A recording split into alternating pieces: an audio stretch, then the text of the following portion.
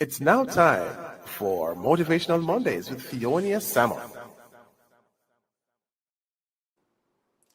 Welcome to Motivational Mondays. I am your host, Fionia Salmon. A warm welcome to viewers on YouTube and Facebook Live. Thank you so much for tuning in.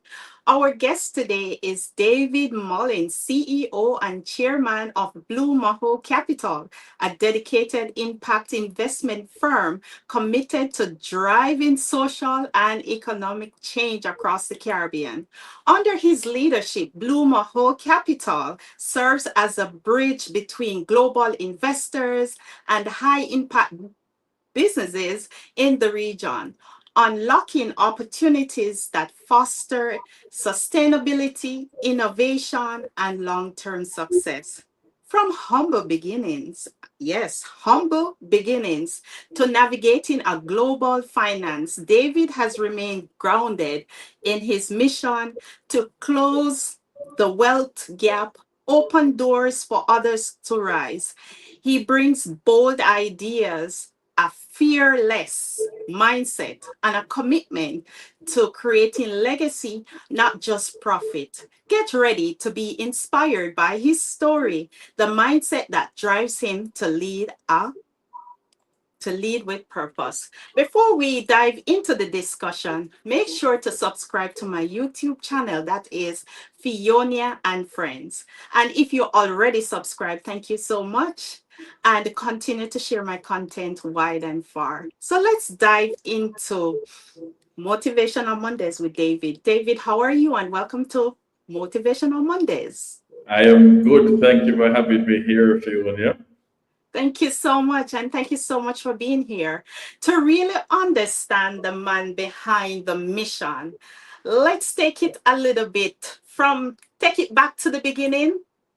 Tell us a little bit about yourself. Back to basics. Back So to basis. I would hope some of your guests know who I am because I would have done some research before I got here, which means that they would have heard some of this already. But for those who don't know, I'm David Mullings, born and raised in Jamaica. I was born in 1981. I'm born and raised here in Jamaica.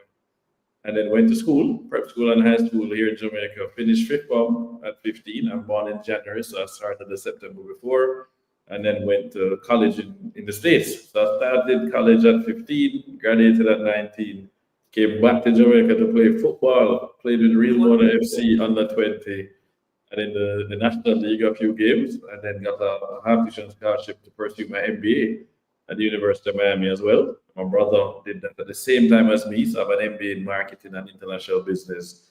And while there, my brother and I launched our first company, our first startup was focused on the media space, Caribbean media on the web. So this is February 1st, 2002.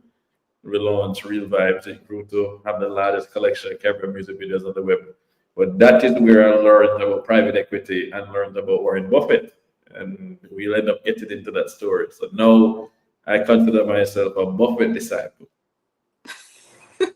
Wow. So, Blue Mahoe, where does it come from? Is it the river in Jamaica, Blue Mahoe? No, it's our national tree. That's why the logo is actually a Blue Mahoe tree. But isn't a river named Blue Mahoe River? I don't know. I just know about the tree. All right. So what inspired you to name it Blue Mahoe? So I love that I didn't choose the name. So in 2014, I was working on a deal in the US and I was talking to some Jamaicans to invest in what I was doing there. And Joe Macallan was one of them. And so we had been in touch for a while. Joe and I were talking. So I presented in 2014 at the Jamaica Stock Exchange conference that January. Right? They have a conference once a year. My topic was on how do we get Jamaican diaspora to invest back into not just send more remittances. And I said to Dr. Marlene Treatford, why would you ask me that? And so, well, just tell us what it would take for you to invest back into Jamaica because you work on the Diaspora Advisory Board, you do investing on the US side. Just tell us what it would take for you to write a check. I said, oh, that's really easy. So I got on stage and I presented 5 things, and we'll get into those later. And I left it there. I told the people in the room that they need to do this, and then I would write a check. My focus is taking money from the Caribbean to invest in US opportunities. I wanted to give them access the deals that they would never normally see. Imagine that they've missed out on Facebook while it was private, those kinds of things. And so in 2018, when I was working for a black-owned hedge fund, I was talking with Joe Matalan for a deal in the States, a private deal. This is early stage. And Joe says, oh, by the way, David, that thing that he had pitched us in 2014, why you never launched it? I said, no, it wasn't for me to launch. I was telling you what to do. I laugh. I said, no, you're the perfect person to do it. You've worked in finance in Jamaica. I worked at Jamaica National 3 times. You work in finance in the US. You served on the diaspora board. So Jamaicans in Jamaica trust you. Jamaicans in the diaspora trust you. You should launch it and we'll back you. So we then spent 18 months going over what we're going to call it, what's the structure, the first lawyers, all of that. And he named it Blue Mahoe. He said, we want a name that's Jamaican, but not too Jamaicans. I can't call it Jamaican. I see. So Blue Mahoe is our national tree, but it's not endemic to Jamaica. The Blue Mahoe is in other Caribbean islands like Antigua, Haiti, Cuba, and so on. So it is to us, it's very Jamaican. It so happens as well that a tree, when you think about trees grow there, but it takes a while to grow them. It's not quick money. They don't just grow quick. So the Blue Mahoe also happens to be one of the fastest growing hardwoods in the world. Blue Mahoes are around for more than 20 years. So we want to be a fast growing investment firm that's here for the long term. So it ties in really well. Okay, so I think the river name is Blue Hole, right?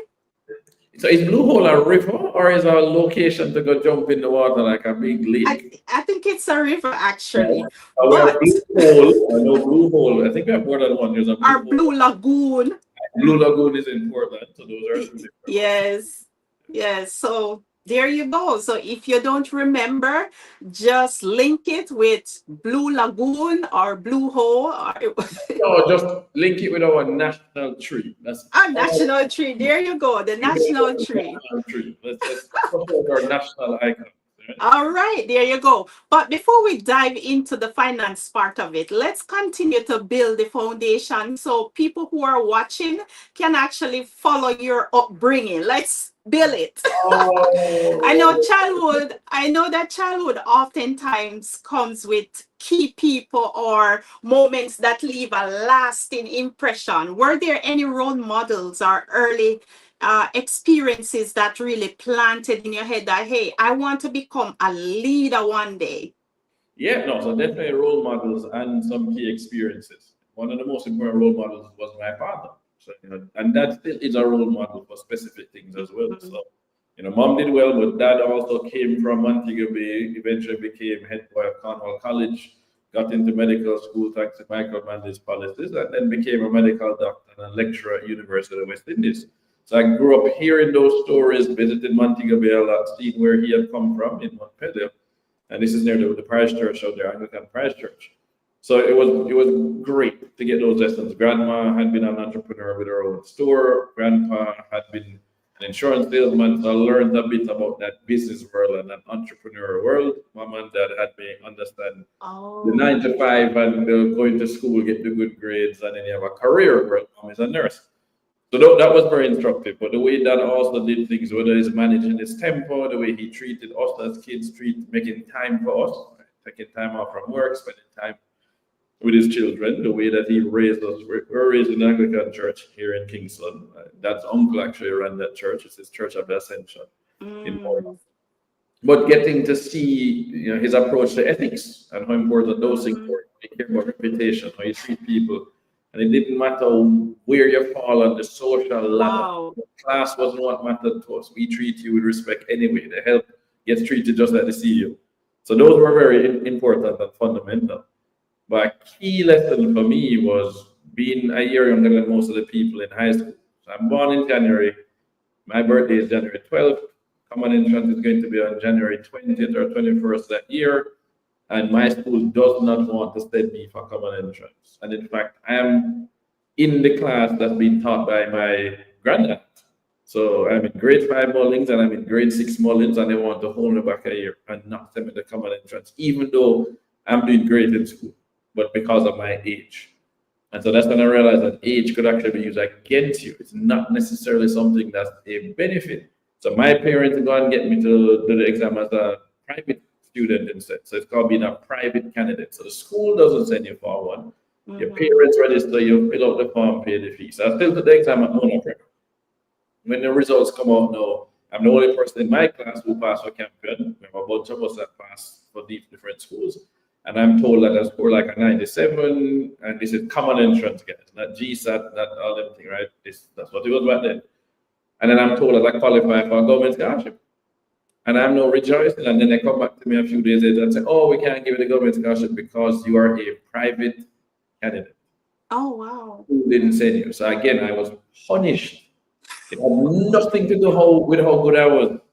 And that was something that taught me very early in life. It does not matter how good you do something. Somebody can find a way to punish you anyway. Oh my God. Yeah, your age can be used against it. So when I have people saying, "Oh, you're too young to be doing this, you're too young to be doing that," really no. Why? Why do you feel that age is the qualifier? How about am I good enough? That's all that should matter. Am I good enough? Good enough. So that was formative. But at age 15, when I finished fifth form, well, starting high school, imagine this: I get into the first form not champion. My dad is a medical doctor and lecturer. You, mom is a nurse. And I asked Dad, hey, Dad, I hear something about this thing named CXC. And I'm going to pick subjects in fourth form. How important are these next 3 years from first form to third form? And he says, no, they're important enough in that you need to get the right grades in the subjects you want to pick at that point in time. But I don't want you to focus on getting A's. You need to enjoy your life at high school for the next 3 years. Just make sure you don't fail at anything. That way you can get the subjects you want. Go and enjoy your break time, enjoy your lunchtime, go play sports. And so I swam for champion. I tried to play football, but could barely make that team. I was playing defense back then. I was striker now. And then I played basketball the final year in fifth form. Tried out cricket one time, and I get on the field and I go to catch the ball, and the ball dropped through my hand and clapped me in my head, and that was the end of my cricket career. Never know cricket ball could lick so hard. But that again was another lesson. I got to spend 3 years not worrying about coming first in the class. My parents didn't care about the A's on my report card. They felt it was more important to go and enjoy school and go and network and make friends. And I saw so many people stressing out over coming first and need to get all A's on their report. So I was glad that my parents made sure I didn't think that A's were what mattered. Right? There's too many parents who fixate on the report card and no focus on the child actually growing a person. So that was great, right? The people who get the A's are the people who work for the C's and B students. That's what happens. The B and C students hire the A students. That's true. Because the A students are so focused on not thinking outside the box. That's true. Narrow. By rule, and then regurgitate information. The B's and C's were creative. That's we can think outside the box. We are the entrepreneurs. We're the business owners. The hiring the A's, and so that was great. And then fifth form came, and then Dad said to me, because I'm a permanent resident, Mom worked in the US, so we all got residency through her, and said you have two options. You can go to sixth form to then come on to UA, where Dad taught, or I could go to school in the States, and I wouldn't have to go to sixth form. I could just go straight at 15. I could go straight into college. So I took the placement test for college, and I got into college. So I went straight to college at 15 years old. And I remember Dad sat me down on the veranda with Mom. That summer 96. David, what do you want to be when you grow up? I said, oh, that's easy then. I want to be a positive role model for young people around the world, especially young males in Jamaica. Oh, David. Oh my gosh. That's not David. But we raised it. That means you have a plan. What is the plan? I said, that's easy, that I have 4 options. Option 1 is that I could become a lecturer at university just like you, and impact students every semester, every year. I said, wow, I'm flattered that you'd be willing to follow in my footsteps, but that's not big enough impact for you. Take that off the table. What's option 2?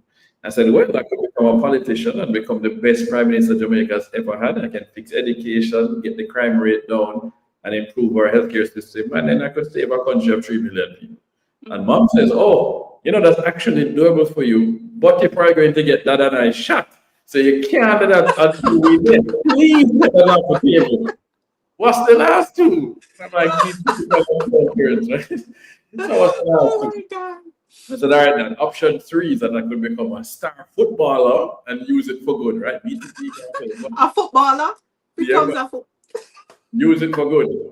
Or I could become a successful business owner who could then use my own money to make music and films that change the way Jamaicans see themselves and the way the world sees Jamaica. Wow.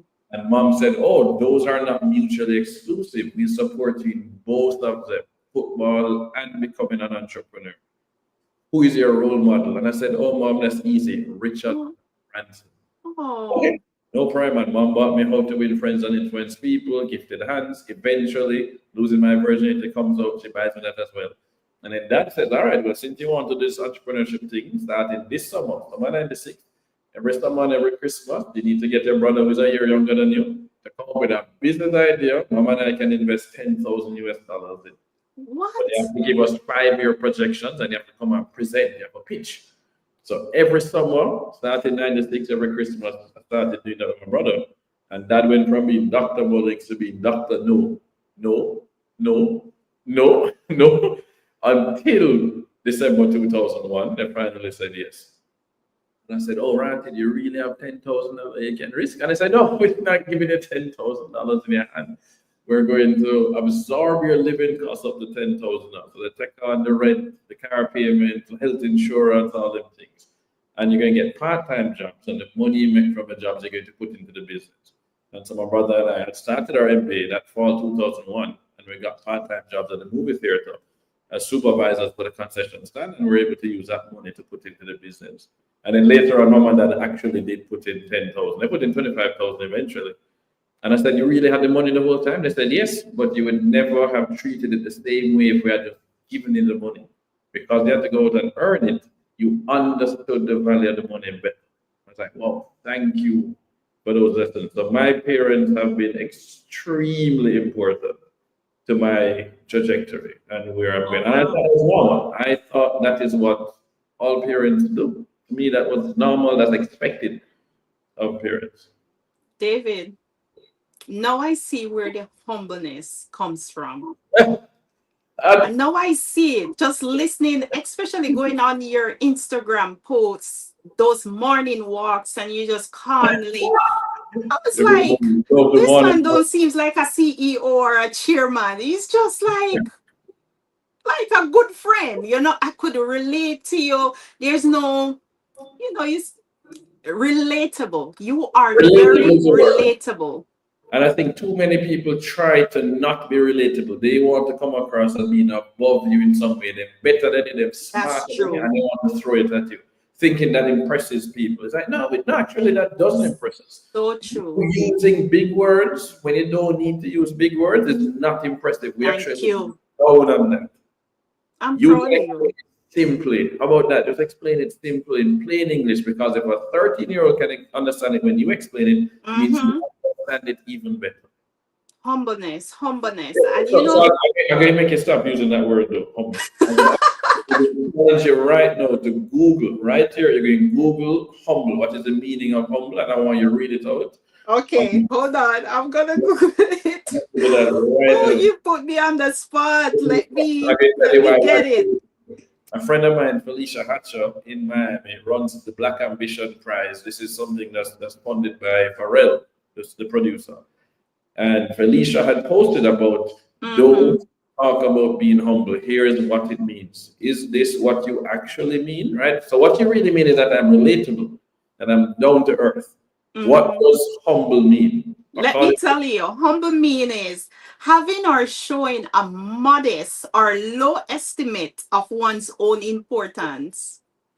Right. So should I have a low estimate of my abilities or my importance? Let me take back that word. Remember, the word, we know what we use the word for. We're using the word to actually be relatable and treating everybody well, which is great. The word humble though means you have a low estimate of one's own. Yeah, man. And what we actually want is for you to be relatable. Be confident in your abilities. Be confident in what you can do, but be relatable. You can be confident without looking down on somebody. Messi is confident in his skills as a footballer. He doesn't look down on any other footballer, though. Right? There's a So difference. true. So you can be confident and be relatable. Not enough people realize that Mhm. you can do that. Too many people believe that confidence means that they need to project being better than somebody. They Mm. have to get past that. And that is a problem. That's not unique to Jamaica. I think is especially in British-based societies. If it was That's true. colonialism, that Mhm. has come down to us. So we are a classist society in Jamaica. Right? When we look at Jamaica, we're talking about uptown and the levels of uptown, and then we keep going further down. We are a classist society, and that has to change. Right? The United States is not a classist society; it's a racist society. Class is then layered on top of that. So, if more people focus on actually just being nice, right, do unto others as you would have them do unto you, Mm. just Word. work with that. How Word. somebody, I remember mom and dad were with me somewhere and they asked mom and dad, because I'm here speaking and them asked the question of how does one raise a person like you? I have children, I want to know how to raise somebody like you. And I was like, you can't ask me that. Here's mom and dad. Right? So I put mom on the spot. Is there anything that specifically you remember that says when you realize, this child is different? She said, yes, he was 8 years old. We were in Miami International Airport and the flight was delayed. So the flight is delayed 2 hours, and I asked permission to go and sit over somewhere and talk to some person. And mom is like, okay. So she sent me over, let me go talk. But she watching me talk to the lady, and I was there for 45 minutes, is what mom said. And then I come back over and sit beside her. And she said, David, I saw you go over there and talk to the lady for 45 minutes. Why did you go over to talk to her, and what were you talking about? I said, oh, mom, I wanted to go and spend some time with her and tell her thank you for cleaning the floors at this airport, because it's thanks to someone like her, we are delayed and get to stay in a clean airport. She was one of the cleaners, the Haitian lady. And mom was so happy. That's when she said she turned to dad and said, we're doing a good job. That is how I have been raised. My mother used to have to walk 7 miles to the nearest bus stop with the shoes, one pair of shoes in her hand, because she don't want to mess up the shoes. So I understand where they've come from. I've seen it regularly. We go visit down this way in Clarendon in Tapalston. True. Yes, I have been born uptown. My parents made some decisions that allowed them to move up the ladder. I am making decisions to move further up the ladder. That's what we're supposed to do. Each generation is supposed to Word. move Word. forward. That's how we create generational wealth. So That's true. I'm one step ahead of some people. I'm one step behind some people. Some people watching this are one step behind me. Some are right with me, and some are ahead of me. Mm-hmm. Right. Let's support each other moving up the ladder, though. That's right. And That's don't reach right. up and pull somebody down. Reach down and Oh, pull thank somebody you for up. saying that. Thank Yeah. you for saying that. That's powerful. Powerful. I just want to add one listener viewer says, funny enough, it's the class placements why I didn't send my kids to Campion. That's funny. That's interesting. I would say this. You didn't send them to one of the best schools in the Caribbean. You just have to admit that. If you look at TXC results coming out every year as TTEC results, it's one of the best schools. It's certainly the number one school in Jamaica based on TTEC results. So you can imagine the quality of the teachers. Imagine the network that they would have made. You think about sending a child to Harvard in the United States or Yale or what. True.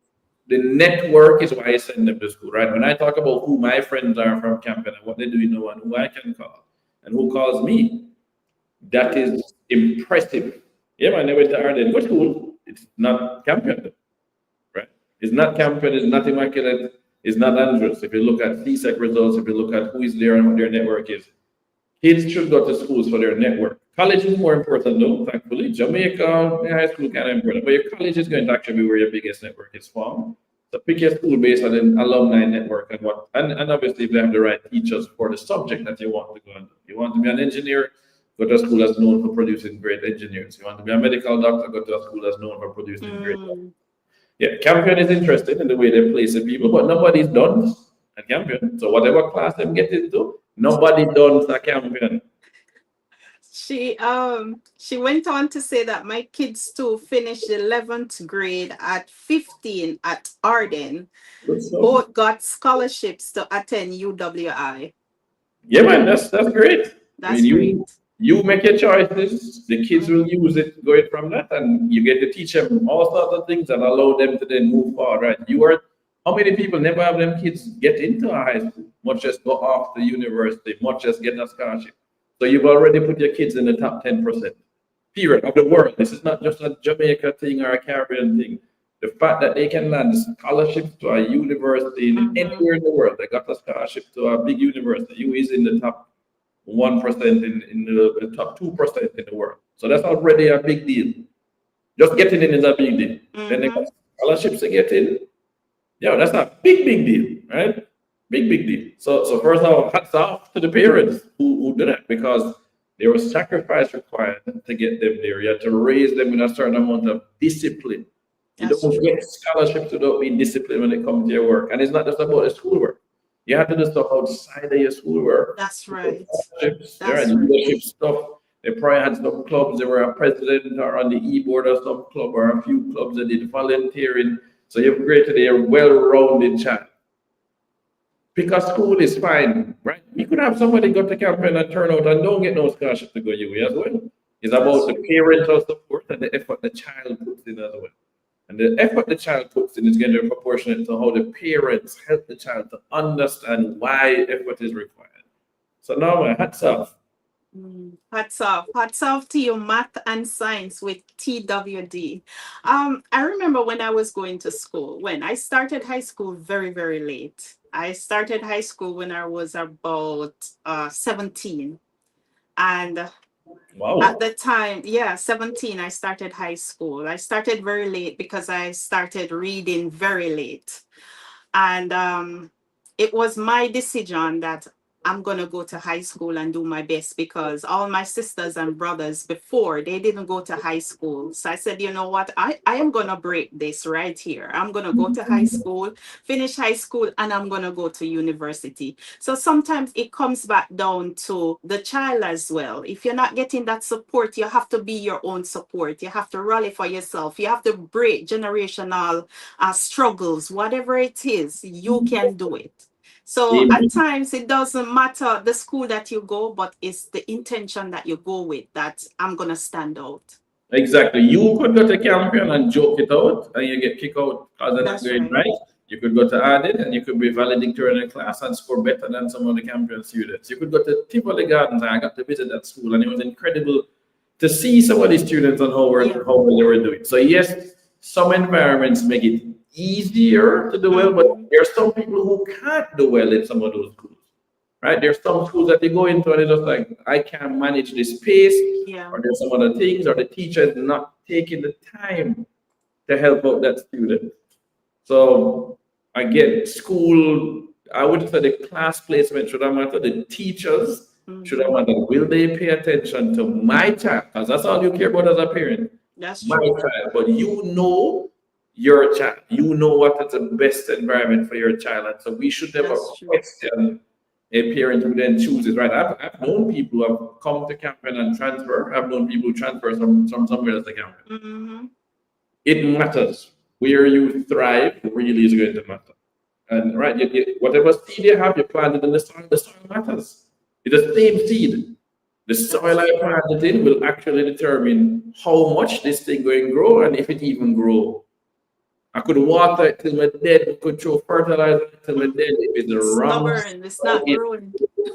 Thank you. So look at this one. Daughter is 22, just completed her master's while working as a junior analyst. I might need to talk to your daughter. You know, it's an investment for my run, right? Just yes, and I do have an investment question, but we're gonna leave it until after the break when we jump back into the journey to business success. So I have a very important question. One viewer, Yojo, and I'm going to give you that question right after this break. So you're tuned into Motivational Mondays. I am your host, Fionia Salmon, and our guest today is David Mullings, CEO and chairman of Blue Mahoe Capital, a company dedicated to creating opportunities and building generational wealth through strategic investment, particularly with a focus on the Caribbean and underserved markets.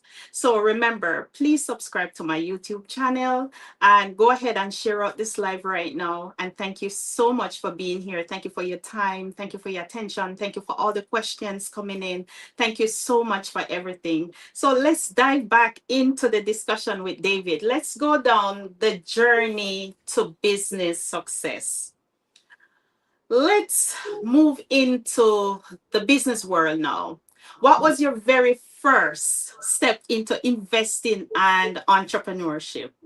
So entrepreneurship was the first step. Investing was later. So this is fall 2001. My brother and I had set up this business called Random Media. We launched it middle of September 2001. And then we identified a role model company. Who do we want to be like, but for the Caribbean? So we identified Viacom, MTV's parent company.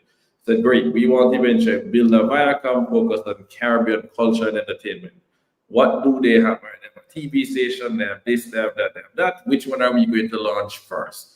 So we had both in programming for websites. So we had taught ourselves, self-taught how to code. So we can code HTML, taught ourselves how to edit videos, and we decided to build a Caribbean MTV on the web.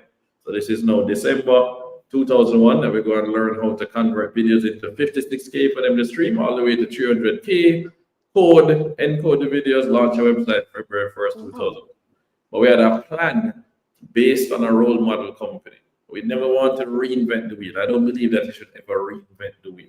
There's too much risk in that. So that's what we wanted to build. So that's how we first got into entrepreneurship. We are already in the MBA program. We had a class on entrepreneurship. So we got to the case studies about how some people started and failed, how some people started and succeeded. So we started studying this. Of course, this is after the dot-com bubble burst. So we had a lot of dot-com failures that we could learn from and a few successes that we could go and study. And I think it's really important to study failures. You want to understand what you fail. You learn more from failing. That's right. And that's exactly why you should study the failures. It's just like walking. You learn to walk by falling. You learn to walk by falling, getting back up and walk and fall again. That's how you learn to walk. So it's the same way that you learn to be successful by failing. If you want to shoot and score in basketball, there's a famous quote from Michael Jordan about how many times he's failed, how many shots, more than 10,000 shots that he's missed. Right? And that is why he succeeds. It's repetition. The more shots I can't score 100%. I can't score 50%. But if I can score 25%, I already scored more than anybody. And that's what we are afraid to do. But when you play sports, or if you learn to something like play the piano, play a musical instrument, play chess, play Monopoly, right? You learn to play games, you play video games. It's learning by failing. But you can study someone who is already doing it and great, and then understand what did they do to become great. So yeah, that's why the role model matters. So I studied a lot of Richard Branson because he has a lot of failures, not just successes, a lot of failures. And so it was important to understand his journey, understand his mindset. How did he deal with failure? How did he deal with the public failure? There are people saying, man, you lose money, you fail at the business, you bankrupt the business, you this. How do you deal with that? Especially in a heavily British culture, right? In America, failing is normal. They celebrate you failing, actually. In Jamaica, in British colonial countries, that's not what they celebrate. They want you to be perfect. You should get A's. Right? No. You need to celebrate the person who takes the shot on goal, because if you don't shoot, you can't score. Right? Life isn't about defense. Life is about offense. You have to take a shot. The shot that is not taken is guaranteed to miss. You can tell I'm a footballer, right? What do you think about another building block of becoming successful in business is to take risk? Do you believe that as an entrepreneur? I don't believe in taking unnecessary risk. You take calculated risk and you want to minimize risk. So to me, taking risk is like jumping out of a plane without a parachute, convinced you can build a parachute on the way down. A lot of people talk about starting a company as doing that. No, man, jump out the plane and build a parachute on the way down. Yeah, but that means the downside risk is I die. Right? The odds of me surviving the fall are very low. It is possible to survive the fall. I may survive and never walk again. Why take that risk? That is an unnecessary risk. So you want to take calculated risk where you have the odds in your favor. That is how you're supposed to do it, in my opinion. Right? This is not going just let me put some money in the slot machine and pull the thing and hope that it works. Hope is not a strategy. Let me go and focus on a game where there is something, right? I could play blackjack, I could play poker. There is skill that is related to that. That's not entirely luck. I have some input in how that works. There can be a strategy to how it gets done. So if you're going to play a game, business is a game, the first thing you do is learn the rules of the game. Learn the rules. Most people don't know. So the first thing is learn the rules. The second thing you do is find somebody who has played the game for longer than you. Get some and coaching. get some advice. Yes. Mm-hmm. And you don't have to know them to get the coaching. It's in the books. They have written the books. Books have been written about them. They've done the interviews. Go and study them. This is what Michael Leach would say. Identify the role model, get the recipe, don't change the recipe. You can only change the recipe when you've exceeded the role model. If I want to become an amazing free kick taker with my right foot, I'm going to find an amazing free kick taker with their right foot and study them. What them do, how them do it. Are they training early, training late? What them do? If I want to learn to dribble amazing, I go study Messi or something, right? That's what you want to do. Find that role model, do what they do. Most people don't want to put in the work. They want the result without the pain. So you want to lose weight, but you're not willing to do the things to lose weight, right? But you don't want to lift no weights. It don't work that way. No pain, no gain. It's the same way with investing. We have to start investing. We're going to lose all the we're going to learn. But there's pain. And pain is very important for humans. That's how we learn not to touch the stove when it's on. Yeah. I don't care how much your parents tell you. Don't do that. You're going to touch it one day. Those who must feel, that's what we say in Jamaica. But this pain teaches us a lot. That's why humans know. Why don't do that? You know why? Because this did happen, you know. And that teaches us a lot. So how about skipping, feeling the pain and learning from somebody else's pain? I would rather work smarter, not harder. Work smart, not hard. Because it means now that I get to study somebody else's failure and I learn from their failure. What Leach and I talk about, Mike and I would say, is that you want to learn from the mistakes of others so you can make new mistakes. I don't have to repeat the mistakes. People have launched investment firms before, all over the world. Let me go study it. Let me understand what failed, what worked, and then implement it that's relative to my age, my location, my region. I can modify the recipe, right? When if you're cooking macaroni and cheese, there's a recipe for macaroni and cheese. I can make a little tweak, but this is the way it's made. This is the way it's made. I can tweak it. Direction. There's a basic recipe. So there's a basic recipe to build a successful business. And most people refuse to believe that. That's so true. You talk so highly of Michael Lee Chin. I know that he's one of your biggest mentor, but every success story has a turning point. What were some of your challenges or crucial moments along your journey? Because I know it wasn't cookies and cream for sure. Life is never up and to the right. That's not how it works. It's going to be like this. Hopefully over to the right over time. No, so Mike, I don't call Mike a mentor. For me, there are 4 levels of people here. Mentors. A mentor spends a few hours with many people. Teacher spends many hours with a few people. We talk about the teacher. Change our life in school. Teacher. The next level, though, is a coach. When you think about Usain Bolt, he's going to talk about coach. Glenn Mills, a coach. Focuses on a few people who really want to win, are willing to put in the effort. So you go for the coach, and then the next level is a sponsor.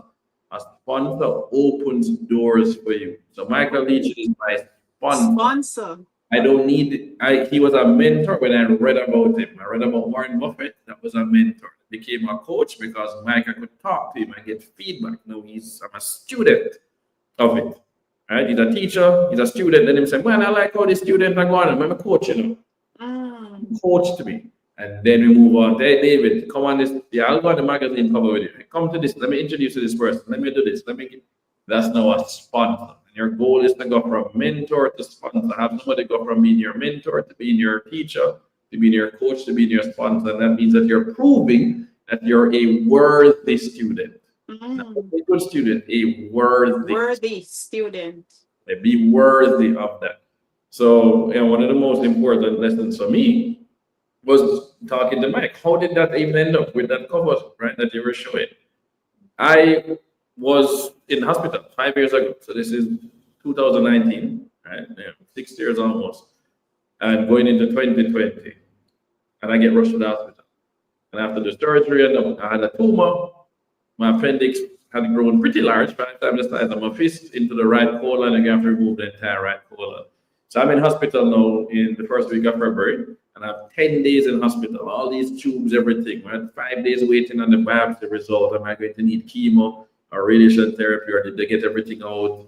It's going to be 6 weeks of recovery. So 10 days in hospital, 2 weeks in bed, 6 weeks recovery, and then quarterly visits to an oncologist for the next few years. So imagine me waiting on this stuff to come, the results. I was like, man, this could be really bad. This could be the last few days on this planet, as far as me concerned, the way I feel. I am going to use some time to write out my story. So I sit down and I had Mike's story. I had an interview with Dolce magazine where it's on the front cover. I then look at that as a case study and I write my own story similar to his. The goal being that I want to inspire people the same way. Here's what I have done in my life. So I wrote the 70% of what I wanted to get done, or what I had done already. Then the 30% is what I want to get done. And I put that together, and then in the middle of it had all these pictures, and I did it on my iPad while I was in the hospital. But turned it into a PDF, and I sent it to 14 people. So my wife, my brother, my parents, a couple of close friends. And one of my friends owns that magazine, JamaQ Paradise. So Derwin called the next day, oh man, David, that's an incredible article. When the day comes to tell a story, I want to be the first one to tell this story. Let me know when you've completed that stuff. I was like, no, boss. 70% of that done already, It's only 30% leave, taking the company public, donating the money to charity. There's really not that much left. Oh my gosh, wow, no, we have to tell this story. Okay. So then we take that article and then fine-tune it, get a writer to come in, and then he asks for a quote from Mike. So I get a quote from Michael Leach and from Arbin Hill. So Arbin sends me a quote, Mike sends me a quote, Mike sends me a picture to put in there, Arbin sends a picture. So they prepare it for the August issue. Rolex is the sponsor of the magazine. The magazine comes out every quarter, so just every 3 months, and it's in all the high-end 5-star and 6-star and 7-star hotels here in the Caribbean, and it's in the American Express Centurion Lounge in Miami International Airport. So it's a big thing. They send the mock-up to Rolex. Rolex come back and say, that was a really impressive article. We loved it. He's on the front cover. But we noticed they have the black billionaire, the richest black man in Canada, is quoted inside. Is there any way he can get the billionaire on the cover with him? Because it would be bigger. So when they called me, I was like, excuse me? Why do you think Michael Leach will be on the cover with me? Michael's never done a cover with anybody else. You can see the cover on Black Enterprises, Michael. Yes. Michael alone. Why would you think and there was a David, just ask him the man, closed mouths don't get fed. If he say no, we'll run with this cover. If he says yes, we'll pull it, change the story, and we'll do your story in the winter issue. Okay, fine, I'll ask him. So I asked Mike. And Mike said, yes, I will do the cover with you. Oh, nice. Yeah, man, fly down in September. We're going to shoot it right after NCB board meeting. We can shoot right after at 3:30, come by the office. Wow. So we go down to the boardroom, we set up while the photographer is setting up all the cameras. I asked him, I was like, Mike, real question. Why would you say yes to take the picture with me to be on the cover of his magazine? I don't reach there yet. I do nothing. Oh my God. You've never done a cover with anybody. Why me? I'm not a child. You haven't actually written a check into the company. And Mike said, yes, but the world needs more David Mullingses. Oh my word. I'm going to put you out there. So think about it. If we did the cover and it's just you, and you want to get in the room with someone that's worth 500 million or $1 billion, right? Daisy and them people, they're going to read your story and say, you know what, good story, but he's not there yet, and not get in the meeting. And say, if I'm on the cover with you, there's only one or two things going to happen. They're going to let you in because they're going to say, you know what? Either they're thinking, why in putting this man on? I need to know him because this guy's worth 2.1 billion. We need for me, the young man as the next one. Or they're going to want to get to Mike, and I know what he's looking for, and I'm going to be able to vet some of the needs and the people that get connected to him. I'm not just going to give out your phone number. Either way, we all win. I was like, wow. Wow. Done. And so that's the cover that he did. And he then got, I think, 220 physical copies of the magazine, got the PDF version emailed to everybody who works for him everywhere in the world, got the physical copies put in his offices. And I remember it was inside NCB Capital Markets. And then I get a call a few weeks later because it's Bloomberg calling me the evening. Say, hey, Mr. Mullings, we got your number from so-and-so. They're the current CEO of NCB Capital Markets. We had reached out to them asking, how come Jamaica is the best performing stock exchange in the whole world, but there's no mutual fund or no ETF to give people easy access to investing down there from outside of Jamaica? And the person said, oh, you know, I don't know the answer to that. There's one person in the whole world I know that's even working on that. His name is David Mullings. He was just on the cover of the magazine with our chairman and largest shareholder. That's incredible. So them call me, get the quote, send back the thing, update the quote, and then it went up the next morning on the wires. And then I got a call 1 hour later. It's Bloomberg TV now calling me to come on TV the following week. Can you be in New York on Wednesday to be on the show? And I said, yes, I will be landing on Monday. He said, no, it's on Wednesday. I said, no, I don't care how much cancellation, how much delay. Me, I reach New York and I'll be on the show on Wednesday afternoon. That was it. So when Mike found out, Mike messaged me and said, no, man, we're going to have to do a little run through. So we did a run through on the Sunday and a run through on the Wednesday. And said, pretend he's interviewing me and I'm answering the question. So he would ask and answer. And then he would slow down and say, no, remember you're in Jamaica, when you get excited, you talk too fast, you have to slow down. This is what you're there to talk about. Don't let them show you up. These are the 3 things you're going to get across in there. Boom, boom. And that's what Mike did to me. So before every major interview, he does the same thing with me. We'll do a run through again before I go on. I went on Bloomberg again, we did the run through. I went on Bloomberg 3 months ago, we did the run through. When I went on NASDAQ Trade Talks twice, when I went on Schwab Talks, the New York Stock Exchange, Mike is doing a run through with me before I go on camera. At least the day before, we do a call, let's do a run through about how do you present yourself. That is not just a mentor. That's a whole different level of opportunity. Look at that opportunity just come at the right time, always at the right time. When the universe or God, whatever you want to say, we don't understand how that works. Opportunity plus preparation, right? That's what matters. That's how we get lucky. That's what Oprah says. So those are the things that we need to think about, being prepared for it. Somebody call. Imagine I was afraid. That's right. Yeah, I was afraid to tell my story. And it's only because of a near-death experience that made me tell my story, which then led to me being a magazine, which get Mike to go on the cover with me, then get me to end up on Bloomberg. Literally, that was if I never ended up in the hospital, I would never have been on Bloomberg yet. Just wouldn't happen. Right. So it's always important to get ready to meet opportunity, that when opportunities do come, you're ready to if you play football, you know it's about being in the right position. Well, I can read the game. You need to be able to read the game and be prepared for the rebound, be prepared for the cross. Just always be there, right? I might run down there 3 times, the man don't pass the ball. The 4th time, and I decide not to run, that's when the ball comes. No, my goodness. Just keep doing what you know you need to do. Consistently, right? So I did swimming. I swam for Mona Prep and camping. And I never forgot Mr. Lopez down Waterloo would teach us. He said, don't ever say practice makes perfect. He hated that. He said, if you practice the wrong thing, you'll do the wrong thing. So if you practice the wrong stroke, you'll do the wrong stroke. Diligent practice makes perfect. practice doing the right thing, be intentional. If you practice kicking the ball wrong, you're going to kick the ball wrong for the rest of the time. And you'll be perfect at kicking the ball wrong. So diligent practice is what we need to focus on. But that's where having a good teacher or a good coach comes in. They can say, hey, you're saying you have scoliosis, you're running this way, you need to run this way instead. Your start need to be like this instead. And then Dan Mills brings us one of the fastest man, the fastest human in history. That's right. You're saying, remember, you're saying career was just so.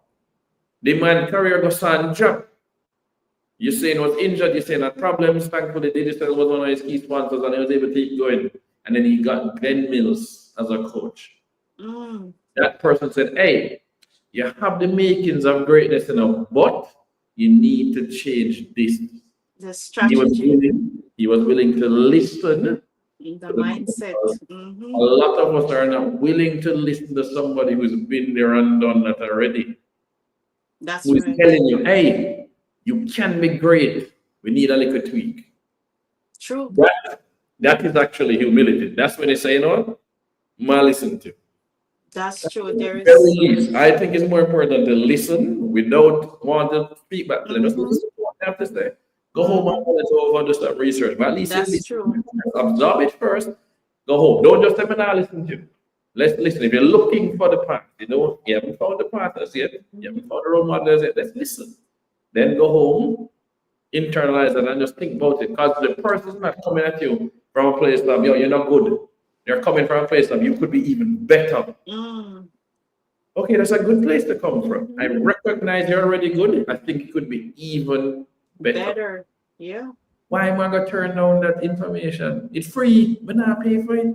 There are people who pay to get better, you know? I mean, look at this opportunity right now. It's free. Free.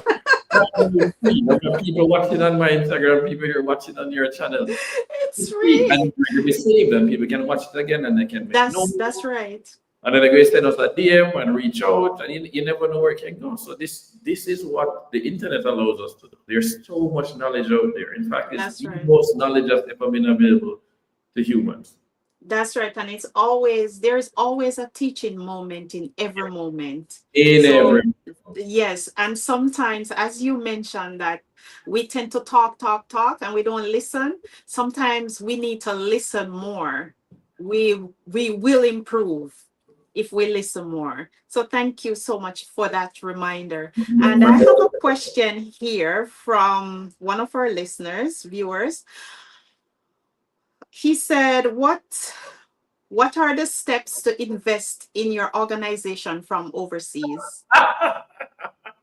It's always interesting too when people go straight into the question of yeah, and they went straight into it. I'm not yet there, but so Blue Mahoe Capital is an overseas company. We're not based in Jamaica. He's overseas and he wants to invest. We're a based company. Right now, only US persons can invest in the company. So when we filed with SEC last year, is under our securities laws in the US. I didn't file in Canada, I didn't file in the UK, I didn't file in Jamaica. So right now it's US persons. We're creating a vehicle in Jamaica that will allow local Jamaicans to invest. After we go public, so we're looking to list on NASDAQ later this year under the ticker symbol RIE. Doesn't mean we already have it reserved, but that doesn't guarantee we're going to go public. But we're moving. We expect to make another filing very soon. I can't say how soon, but very soon. And so once it's publicly traded on the NASDAQ, then anybody anywhere can just buy our stock. You're broken, Canada, UK would just buy. Even Jamaica could just buy our stock directly. So, do you have any idea the starting price for per share? Yeah, well, it's a direct listing, so we know the price. It's $10 US per share. So okay. So you hear that? $10. An IPO is a direct listing, so we know the price is $10. So we just put it straight on here. How can I get it on the ground floor? When are you looking to go public? So we're looking to list before the end of this year, and this is the ground floor. This year, is there a time frame? I'm trying to pick. Is it nearer to the end of the year? Because we almost to the end of the year. Our goal is to be listed before Heroes Weekend. Okay. Okay, we will be looking. And then we have the Jamaican entity that will eventually direct list down here as well. That might move a little slow. The Jamaican one owns shares at a discount. So it owns shares at a 25% discount, $7.50. So basically, the Jamaicans get to have a friends and family around that I never got to the down here because that's how we raised money last time in the years. It was at $7.50 a share. Now we're at $10. We list at the $10, and then we nice. have to grow this diligently and not going crazy quick, but we're going to grow this over time and compound Yes. the profits. Okay, can't wait. Can't Right? wait to invest and to build generational wealth for I sure. love that. And we want Yes. to make sure that it's not just about investing and then don't know what's happening, right? We have our quarterly calls, our annual general meetings. We want to be teaching people as well. So I want to That's understand great. what we own, why we own it, what we sold, why we sold it, why we bought it, how we think about investing. So the whole idea is exactly what Warren Buffett has done since the 1960s when he bought Berkshire Hathaway. We want that our shareholders are also getting smarter. Awesome. Awesome. I can't wait. Success oftentimes deals with a lot of sacrifices. And what are some of the risks or trade-offs that you have to make earlier in your business career? But one of them is friends. Who is this Wow. person, right? The single most important decision you will ever make are the Mm-hmm. five people closest to you. So whether it's a husband or wife, girlfriend, boyfriend, your parents, Mm-hmm. whoever is closest to you is who is going to either be the wind beneath the wings or the anchor that hold it up. Oh, That's wow. you have to start with that. If you don't have a support system that says go for this, we support you, we believe in you, even if you fail, we still are gonna love you. If that's not what they're saying, then they shouldn't be in your five people immediately around you. So that's the Mm. first thing that they have to do. That's one of the biggest sacrifices. Who is around me? Who do I get energy from? If it's negative energy, I am going to be negative. If it's positive energy, I'm going to be positive. If you tell a child that they can get a scholarship to you should apply and push, they will believe it. If you tell them that they will never graduate fifth form, they will believe it. So it's the same Mm. thing doing to yourself. So the first thing, what is your environment? Who are those five people? I think Mm. that's a key sacrifice. You have to sacrifice some people. I don't care. Don't feel bad. Don't feel bad. You have to take care of number one first, right? That's Get true. in That's true. Um, Yojo keeps coming back. He's asking, when are you looking to go public and how can I get in on the ground floor? He keeps. leave your email with David at bloomahoecapital.com. There you go. Repeat that. You need to email David, him, Yojo. David at bloomahoecapital.com. Okay, okay. And on that note, we're going to take a break. Thank you so much for tuning in to Motivational Mondays. I am your host, Fiona Salmon, and today's guest is David Mullings.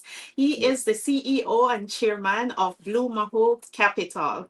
Motivational Mondays is sponsored by Ionia Distributors LLC, the company that distributes my stainless steel barware sets, my motivational t-shirts, bags, my cups, also my mugs right here.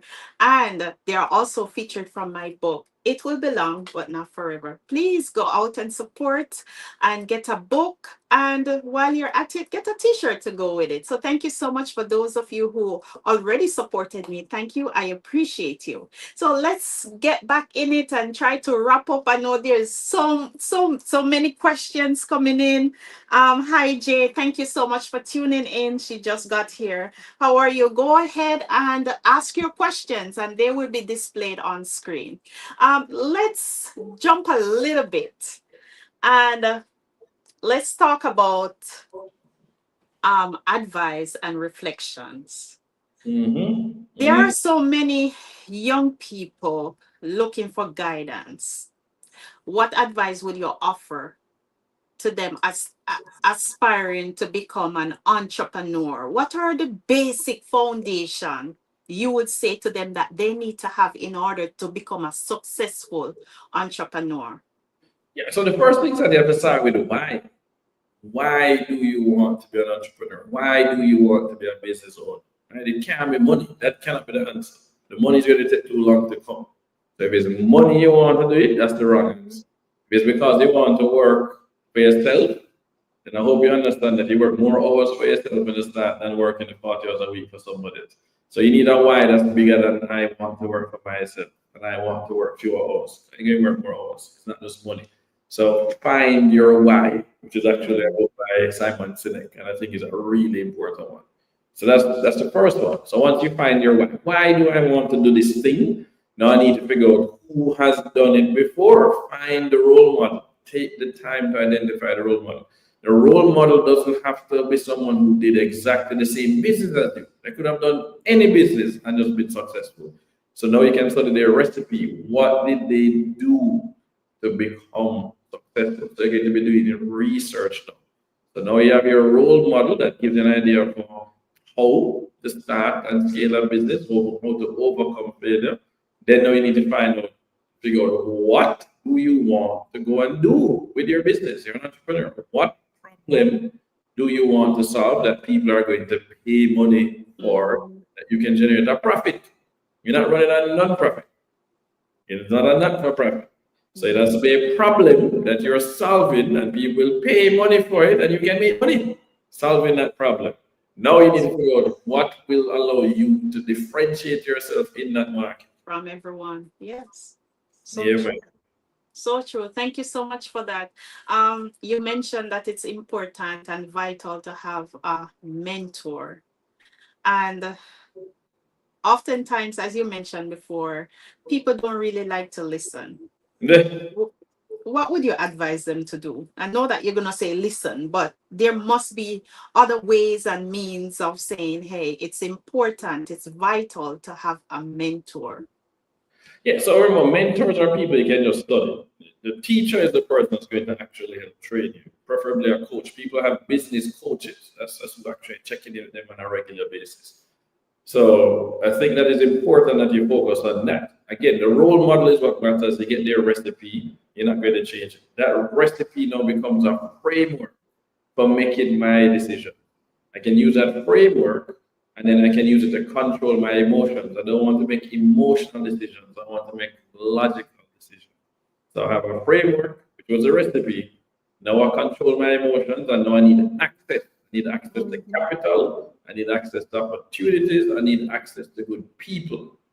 And that is how I become an outside success. And those are three things from Michael Leachin. I'm not reinventing the wheel.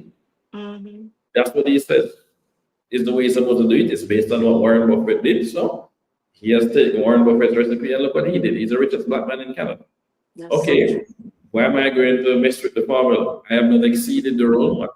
So the role model matters. I started Richard Branson, I switched to Warren Buffett. Mike explains Warren Buffett better than anybody I know. So that is what I would say is really important. Let's look a little bit ahead now. I know that you mentioned that your company will be going public soon. Outside of going public soon, what else or what other long-term vision do you have for Blue Mahoe Capital?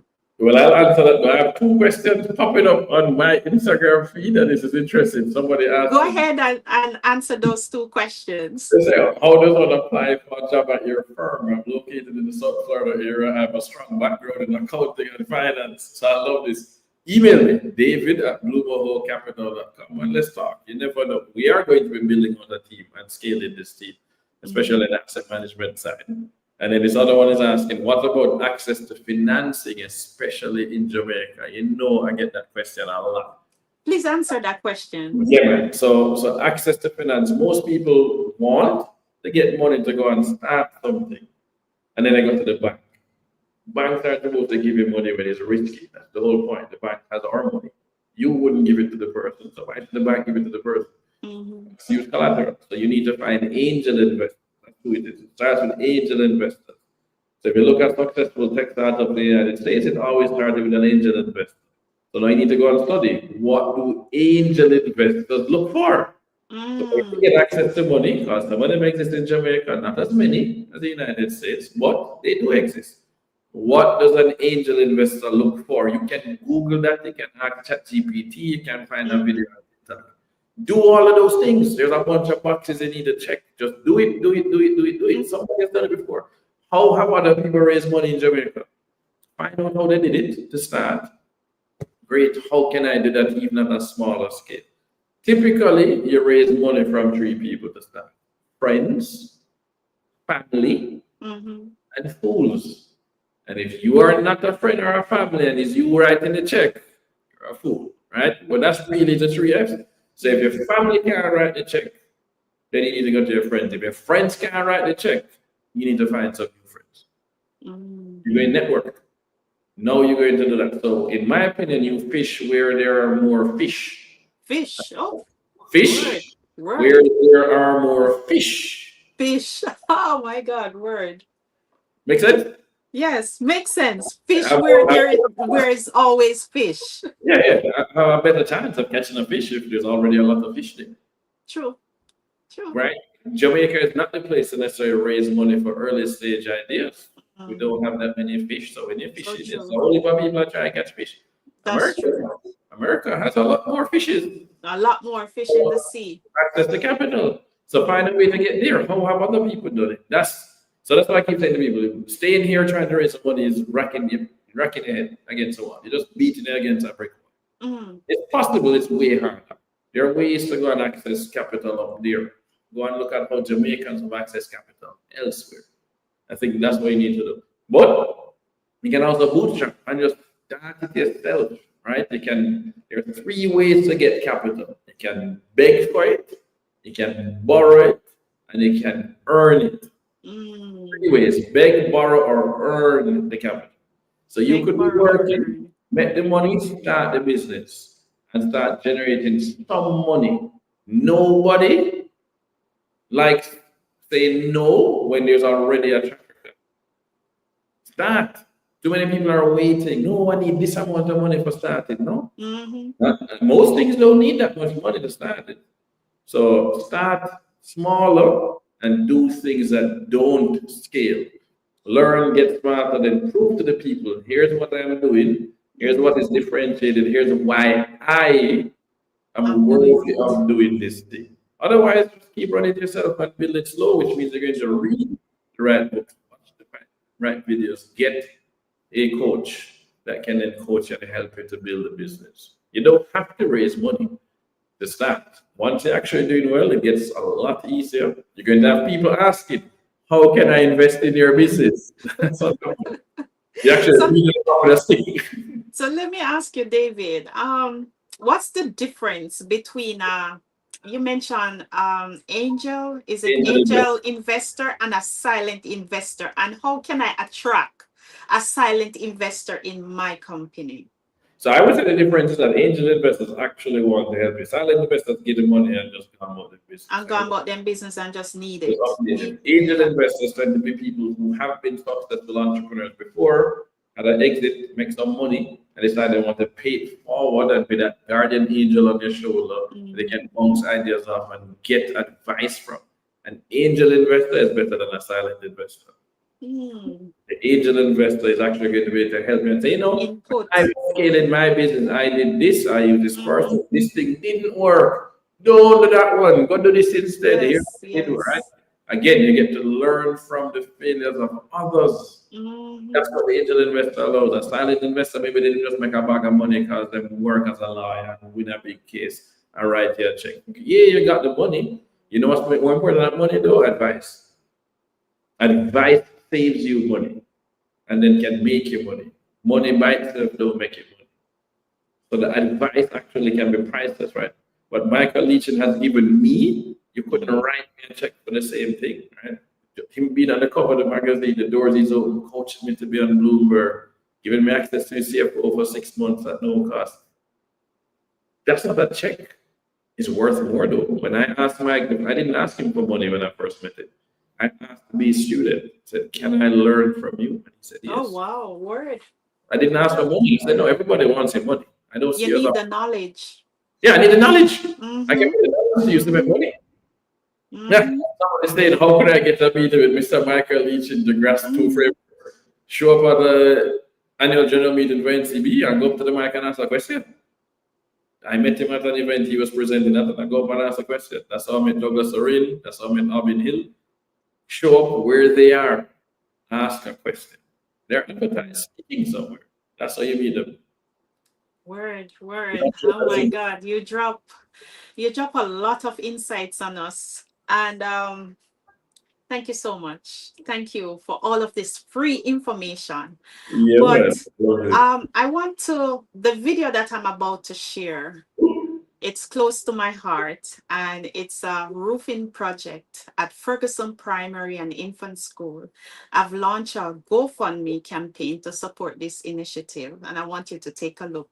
And also, if you can afford, whether it's $5, $10, couple cents, I will definitely appreciate it. And I know that Ferguson Primary and Infant School will definitely appreciate it. Go ahead and show this video. July 2024, Hurricane Beryl swept across Jamaica, causing widespread destruction, and our beloved Ferguson Primary and Infant School in French Park, Manchester, Jamaica, was not spared. One of the hardest hit areas of the school was the Guidance Counselor's Building. The roof was completely torn off, leaving the building unsafe, unusable.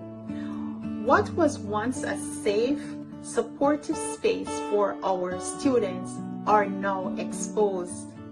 The Guidance Counselor's Building is more than just a room. It's where our children receive emotional support, conflict resolution, and a listening ear during tough times. It's a vital part of our school, a place where healing happens. Without this space, our students, especially those facing emotional or behavioral challenges, have lost their safe haven.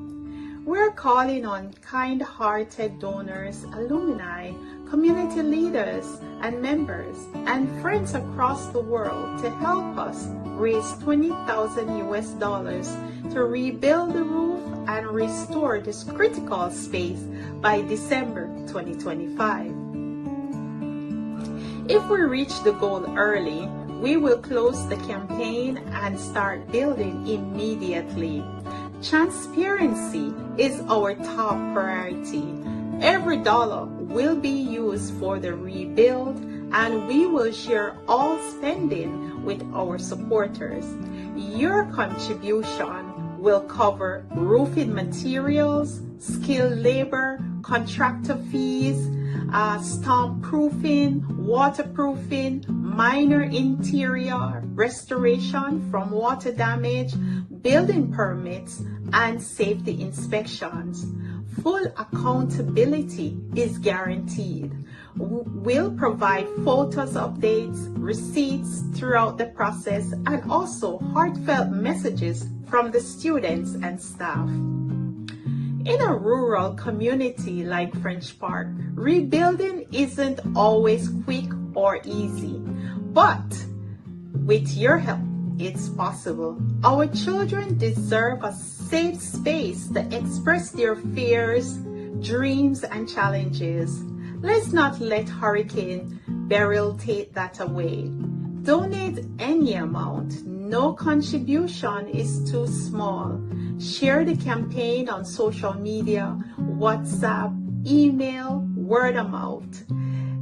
Encourage others to support this urgent need. Your support will help us rebuild not just a roof, but a lifeline for the children of Ferguson Primary and Infant School.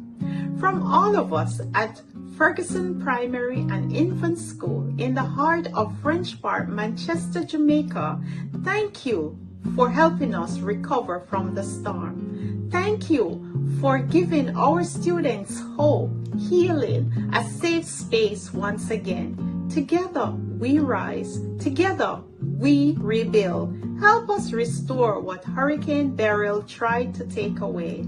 Please go ahead, click on the link attached, or go to GoFundMe, type Ferguson Rebuild Campaign. Bye. We wrap up now. Finally, let's reflect on the idea of success. What does success means to you, and how do you define success? How do I define success? Yes. Success is living the life that you believe you are supposed to live. That's what I look at. Right? Mhm. How will I measure my life? That's all that matters. Success is personal, success is internal, and you get to determine what success means to you. Success for some people is just raising food, really raising children that then can be better citizens of this world, for example. So success is a personal definition to me. It's about living the life you felt was worth living. Thank you so much. Thank you. David, thank you so much for joining us on Motivational Mondays, and thank you for sharing your journey, but also your vision for building wealth and purpose, your insights into leadership legacy, and also your story is a reminder that success isn't just about reaching the top, but it's also about taking people along with you to the top. So I appreciate all the insights and everything, and continue to do well and impact lives. And also, we're waiting on your company to go public. And as Yojo says, he said we should have you back. And he also said that we need a part 2. But Yojo, please go ahead and follow David on Instagram. Email him because I know that you're interested. And just let us know, where can we find you, David, All before we right. go. Really easy to find me. David P for Patrick Mullings on Instagram. Just at David P Patrick.